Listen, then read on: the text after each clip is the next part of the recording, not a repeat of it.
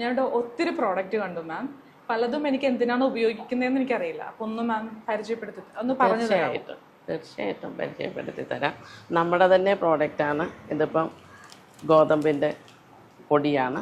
ഇത് ചപ്പാത്തി, ദോശ അങ്ങനെയുള്ള ഭക്ഷണ സാധനങ്ങളുണ്ടായിരിക്കും നമുക്ക് ഉപയോഗിക്കാം.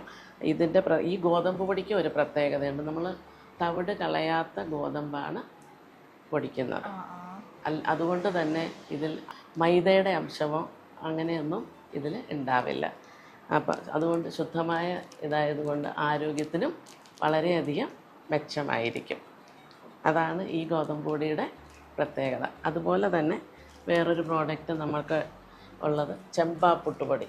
ഇത് തവിട് കളയാത്ത ഉണക്കലരി കൊണ്ട് ചെയ്യുന്ന പുട്ടുപൊടിയാണ്. അത് ആരോഗ്യത്തിന് വളരെയധികം തവിടിൻ്റെ അംശം അതുപോലെ അതിൽ ഉണ്ടാവും.